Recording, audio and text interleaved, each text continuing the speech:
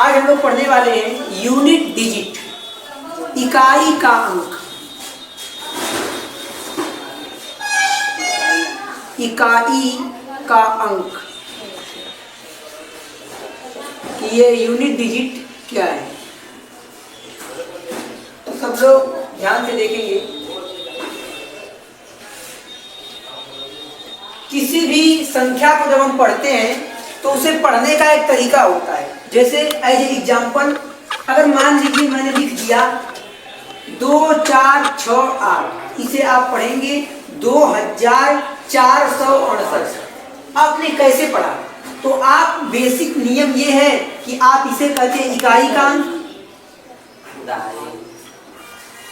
ये इकाई है, इसे कहते हैं आप दहाई का अंक, इसे सैकड़ा कहते हैं और इसे हजार कहते हैं।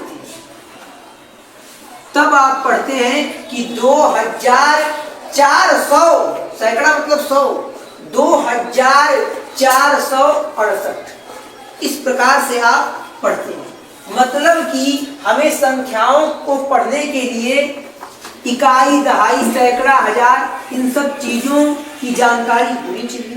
तो आज हम लोगों का जो टॉपिक है वो है इकाई का अंक। किसी भी संख्या के इकाई का अंक कैसे पता करें? तो कुछ संख्याएं ऐसी हैं जिनके इकाई का अंक पता करना बहुत ही आसान होता है। जैसे अगर मैं बात करूं जीरो की, अगर मैं बात करता हूं जीरो की, कि जीरो के इकाई का अंक कैसे पता करेंगे? जब ये घात के रूप में होगा। जैसे अगर कहीं लिखा है 0 के पावर 2, इसमें इकाई का अंक क्या होगा? सब लोग जानते हैं कि 0 के घात में कितनी भी संख्या हो उसका मान कितना आएगा? 0। कहीं लिखा है 0 के पावर 18, तो 0 गुणे 0 गुणे 0 आप 18 बार करेंगे तब भी 0 ही आएगा। मतलब निष्कर्ष ये निकलता है कि अगर 0 के घात में एनी पावर मतलब 0 के घात में कुछ भी हो तो उस कंडीशन में क्या होगा?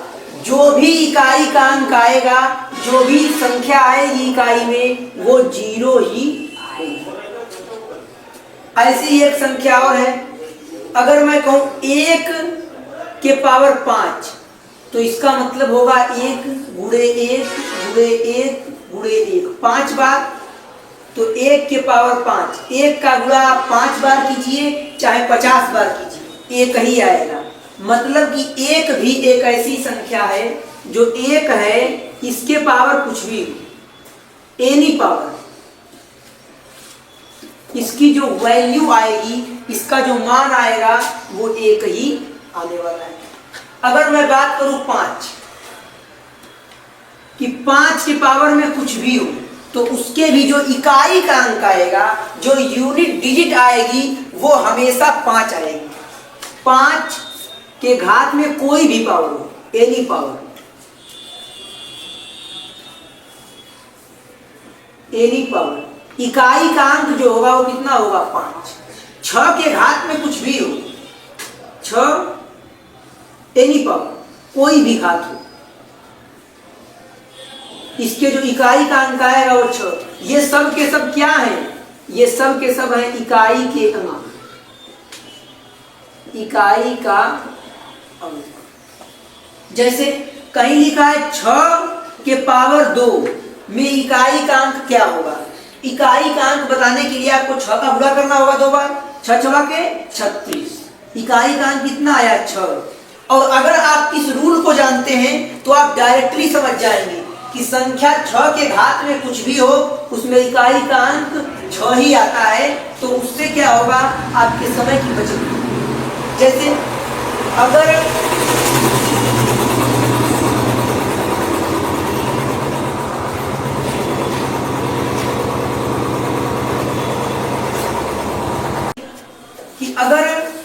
क्वेश्चन में आपसे दिया है 5 के पावर 3 में इकाई का अंक क्या होगा? 5 के पावर 3 में इकाई का अंक क्या होगा? तो ये 5 के पावर 3 है, इसका मतलब 5 गुणे 5 गुणे 5 3 बार लिखना है। 5 गुणे 5 गुणे 5 3 बार लिखना है। तो 5 पचे 25 और 25 पचे 125 होगा। ऐसे आप गुणा करेंगे तब जाके आपको मालूम चलेगा इकाई में तो 5, इकाई का अंक कितना है 5। तब आप कहेंगे कि 5 के पावर 3 में इकाई का अंक 5 होगा। लेकिन अगर आप ये नियम जानते हैं कि 5 के घात में कुछ भी हो उसके इकाई का अंक हमेशा 5 आता है, तो आप डायरेक्टली क्वेश्चन को देखेंगे और कहेंगे इसका आंसर 5 आएगा, क्योंकि 5 के घात में कुछ भी हो उसके इकाई का अंक हमेशा 5 ही होता है। तो पहले इतनी बातें आप नोट में लिख लीजिए कि ये जो संख्याएं दी हुई हैं इनके घात में कुछ भी हो उस कंडीशन में इकाई का अंक जो आएगा वो सेम रहने वाला है। इतनी बात को आप पहले लिख लीजिए, जो ये बात है इसे आप नोट कर लीजिए। तो हम लोग ने इकाई के अंक में पढ़ा कि कुछ संख्याएं ऐसी हैं जिनके पावर में कोई भी संख्या हो उनके इकाई का अंक नहीं बदलता है, जैसे 0, 1, 5 और 6। इनके पावर में कुछ भी आ जाए जो इनके इकाई का अंक होगा, जो इसकी यूनिट डिजिट होगी वो हमेशा सेम रहने वाली है। 0 के घात में कुछ भी हो उसका जो इकाई का अंक होगा वो 0 ही है। 1 के घात में कुछ भी हो उसके इकाई का अंक जो भी होगा वो 1 ही होगा। तो 0, 1, 5 और 6 ये ऐसी संख्याएं हैं इनके पावर में कोई भी संख्या आ जाए इनके इकाई का अंक बदलता नहीं है। चलिए अब हम लोग देखते हैं। तो अब हम लोग कुछ महत्वपूर्ण संख्याओं के इकाई का अंक पढ़ेंगे। कुछ महत्वपूर्ण संख्याएं नहीं, लगभग मैं आपको 2 से लेकर 9 तक की सारी संख्याओं के इकाई अंक को दिखाऊंगा कि उनके इकाई के अंक में क्या आ रहा है। अगर संख्याओं पर घात लगती है जैसे 2 के पावर 1, 2 के पावर 2, 2 के पावर 3, इनके वैल्यू कैसे आ रहे हैं उसी हिसाब से फिर हम लोग पढ़ेंगे साइक्लिसिटी रूल। और साइक्लिसिटी रूल आपको तभी समझ में आएगा जब आप संख्याओं के घात को याद रख पाएंगे। जैसे अगर मैं बात करूं संख्या 2 की, अगर कहीं 2 के पावर 1 लिखा है तो इसमें इकाई का अंक क्या होगा 2। अगर मैं 2 के पावर 2 की बात करूं तो इसका मतलब होता है 2 गुणे 2, 2 के पावर 2 की वैल्यू 4 हो जाएगी। अगर मैं 2 के पावर 3 की बात करूं तो 2 के पावर 3 का वैल्यू मतलब 2 गुणे 2 गुणे 2 3 बार करना है तो 2 गुना 4 गुना के ये 8 हो जाएगा। 2 गुना 4 गुना 8 हो जाएगा। चलिए अगर मैं 2 के पावर 4 की बात करूं तो 2 गुना 4 गुना 8 गुना 16 हो जाएगा ये। अगर मैं 2 के पावर 5 की बात करता हूं तो इसका मान 32 आने वाला है। चलिए अगर मैं 2 के पावर में 6 की बात करता हूं तो इसका मान 64 आ जाएगा। अगर वहीं मैं 2 के पावर में 7 की बात करूं, 2 के पावर 8 की बात करूं, 2 के पावर 9 की बात करूं तो इनके वैल्यूज क्या क्या आने वाले हैं। तो 2 के पावर 7 की वैल्यू 128 आ जाने वाली है। अगर वही 2 के पावर 8 की बात की जाए तो ये 256 आएगा। अगर 2 के पावर 9 की बात करें तो ये 512 आ जाने वाला है। और अगर 2 के पावर 10 की बात करें तो 2 के पावर 10 की जो वैल्यू आएगी ये 1024 आ जाने वाली है। ये 2 की पावर, ये क्या है, ये 2 की पावर की सभी संख्याएं हैं। हमें इन वैल्यूज को जान करके ही हम इस पर आधारित साइक्लिसिटी रूल पढ़ पाएंगे। तो ये 2 के पावर में अगर ऐसी संख्याएं होती हैं तो इस प्रकार से वैल्यूज आती हैं। अब आइए 3 पे चेक करते हैं। अगर कहीं 3 के पावर 1 लिखा है इसकी वैल्यू 3 आएगी। ऐसे ही 3 के पावर 2 लिखा है मतलब 3 गुणे 3 इसकी वैल्यू 9 आ जाएगी। अगर कहीं 3 के पावर में 3 लिखा है तो 3 गुणे 3 गुणे 3 बार करेंगे तो ये 27 मतलब कि 27 आ जाने वाला है। अगर वहीं 3 के पावर 4 की बात की जाए तो ये 81 आ जाने वाला है। अगर वहीं 3 के पावर 5 की बात करें, 3 के पावर 5 तो ये 5 एकम 5 और 5/40 के करीब आ जाएगा। नहीं, इतना नहीं है। अगर 3 के पावर 5 की बात करें तो 3 3 9 या 27 या 81। 81 का आप 3 में गुणा करेंगे तो 3 एक कम 3 3/24 यानी 243 आ जाएगा। वही 3 के पावर 6, 3 के पावर 7, 3 के पावर 8, 3 के पावर 9 और 3 के पावर 10। इन सभी वैल्यूज को फाइंड करना है तो जो 3 के पावर 6 का जो मान आएगा वो 729 आ जाने वाला है और 3 के पावर 7 का मान 2187 आ जाएगा। 2187। अगर वहीं बात करें 3 के पावर 8 के मान की तो ये 6561 आ जाने वाला है। अगर 3 के पावर 9 की बात की जाए तो ये 196 और 83 होगा। अगर वहीं बात करें 3 के पावर 10 की तो ये 590 49। ऐसे वैल्यूज। अब मैं इन वैल्यूज को क्यों बता रहा हूं तो उसके पीछे एक बहुत बड़ा रीजन है। इन वैल्यूज को जान करके ही आपको समझ में आएगा साइक्लिसिटी रूल। आपको क्या समझ में आएगा कि साइक्लिसिटी रूल क्या है।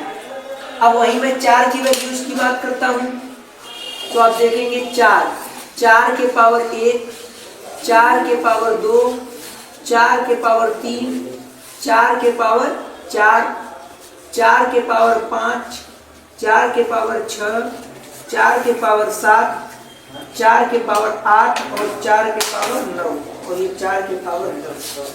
इन सभी वैल्यूज को मैं लिख देता हूं और आप इन वैल्यूज को कुछ वैल्यूज आपको याद कर लेंगे तो आसानी होगी और बाकी हम साइक्लिसिटी रूल के हिसाब से हर वैल्यूज को निकाल पाएंगे।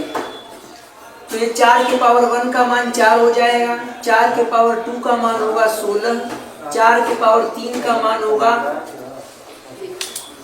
64 हो जाएगा ये। और अगर बात करें 4 के पावर 4 के मान की तो ये हो जाएगा 256। 4 के पावर 5 की जो वैल्यू होगी तो 4 के पावर 5 की वैल्यू जो होने वाली है इसका हमें 4 में गुणा कर देना होगा। तो 4 6 24 और 4 पंजे 20, 2 22, 4 दूनी 8, 2 10, 1024। ऐसे ही आप इन वैल्यूज को आगे निकाल सकते हैं। 4 गुणे 4 गुणे 4 6 बार आप करेंगे तो आपको समझ में आएगा। चलिए 5 की बात करें वहीं तो 5 के पावर 1 की वैल्यू 5 हो जाएगी, 5 के पावर 2 की वैल्यू 25 हो जाएगी, 5 के पावर 3 की वैल्यू 125 हो जाएगी, 5 के पावर 4 की वैल्यू 625 हो जाएगी, 5 के पावर 7 की अगर वैल्यू की हम बात करते हैं तो ये 5 5 25, 5 दूना 10, 2 12, 5 6 30 और 2 32, ये 5 के पावर 5 इसकी वैल्यू हो जाएगी। 5 के पावर 5 की वैल्यू 32 25 हो जाने वाली है। चलिए अब हम बात करते हैं 6 के घात की। 6 के पावर 1, 6 के पावर 2, 6 के पावर 3, 6 के पावर 4, 6 के पावर में 5। तो 6 के पावर 1 की वैल्यू हो जाएगी 6, 6 के पावर 2 की वैल्यू 36 यानी कि 36 हो जाएगी। 6 के पावर 3 की बात करें तो ये 216 हो जाने वाली है। अगर वहीं बात करें 6 के पावर 4 की तो जो 6 के पावर 4 की वैल्यू आपकी आएगी ये 216 में 6 का गुणा करेंगे, 6 छंग 36 हो जाएगा, 6 एकम 6 3 9, 6 दूना के 12, ये 6 छंग 36 हो गया और 6 एकम 6 3 9 और 6 दूना के 12, 1296। इतना आप नोट कीजिए, फिर मैं आगे की वैल्यूज को लिख देता हूँ।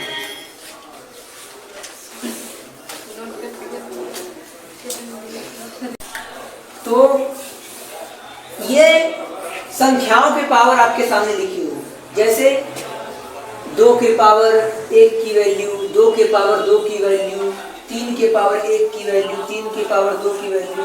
ऐसे ही आपको सभी संख्याओं के कम से कम 10 तक के पावर लिख के आने। 6 के पावर 5, 6 के पावर 6 की वैल्यू क्या होगी, 5 के पावर 6 की वैल्यू क्या होगी, ये सभी आप पर होमवर्क है। ये जो बची हुई जगह है ये आपको होमवर्क के रूप में पूरा करना है।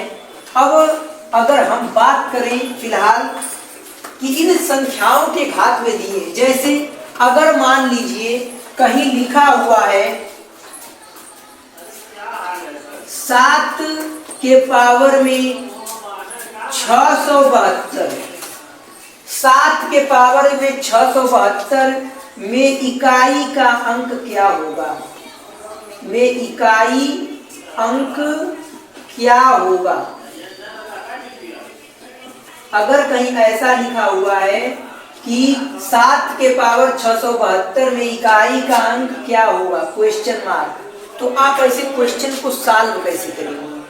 तो इसका मतलब अगर इसे हम बेसिक लगाएं एकदम, तो 7 के पावर 672 मतलब 7 गुणे 7 गुणे 7 गुणे 7 हमें 672 बार लिखना होगा, उसका गुणा करना होगा, तब जाके हमें मालूम चलेगा कि 7 के पावर 672 में इकाई का अंक क्या होने वाला है। तो ऐसे क्वेश्चंस को जल्दी कैसे सॉल्व करें उसे हम लोग समझते हैं।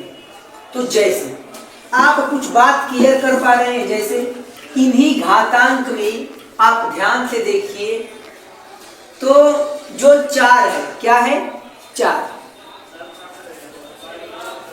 ये 4, ये जो संख्या है इसमें आप एक चीज क्लियर कर रहे होंगे कि अगर इसके घात में विषम संख्या है तो इकाई का अंक 4 आ रहा है, अगर इसके घात में सम संख्या है तो इकाई का अंक 6 आ रहा है। अगर 4 के घात में 3 विषम संख्या हो गई, अगर 4 के घात में विषम संख्या है तो जो इकाई का अंक आ रहा है वो 4 आ रहा है, और अगर 4 के घात में सम संख्या है तो इकाई का अंक 6 आ रहा है। मतलब निष्कर्ष ये निकल रहा है कि अगर इकाई का अंक ज्ञात करना है, अगर इकाई के अंक की बात की जाए, इकाई का अंक, तो आप ये चीज क्लियर कर पा रहे होंगे कि अगर बात की जाए इकाई के अंक की, तो अगर 4 के पावर में कोई सम संख्या है तो इसके जो इकाई का अंक आ रहा है वो 4 आ रहा है। सॉरी, अगर 4 के पावर में कोई सम संख्या है, जैसे 4 के पावर 2, तो इकाई का अंक कितना आया 16। जैसे अगर 4 के पावर 2 का मान 16 आएगा तो 16 में इकाई का अंक क्या हुआ 6। मतलब अगर 4 के पावर कोई सम संख्या होगी तो उसके इकाई का अंक 6 हो जाएगा। ये 6 क्या है, यूनिट डिजिट, यूनिट डिजिट, इकाई का अंक, इकाई अंक है। और अगर वही 4 के घात में कोई विषम संख्या है,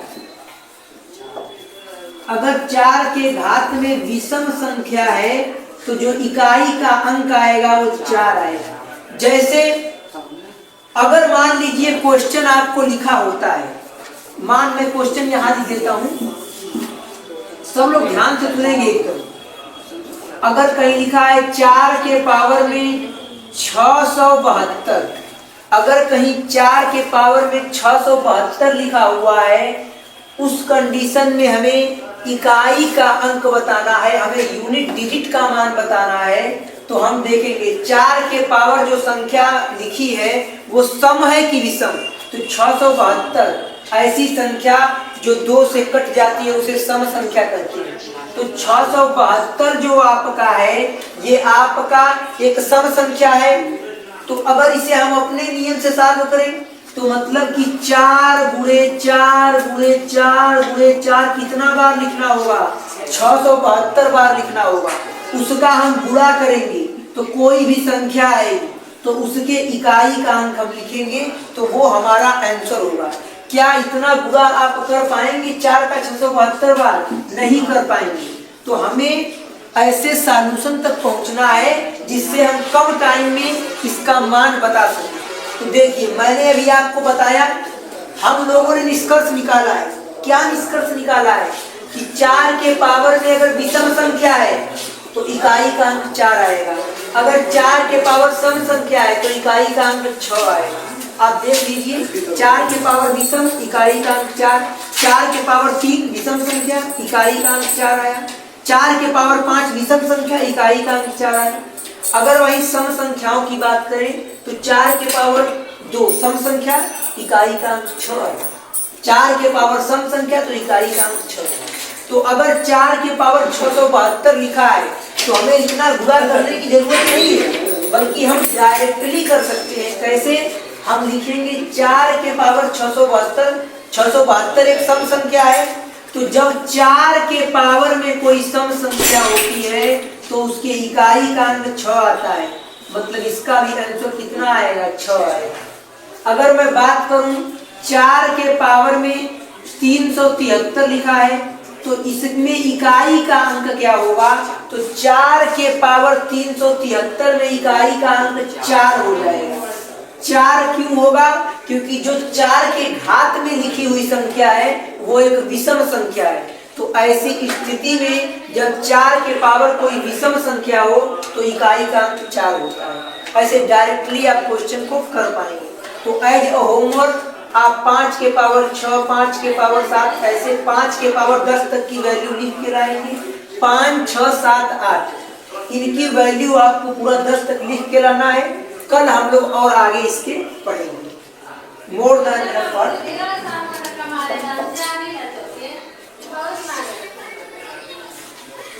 आप इसे नोट करें।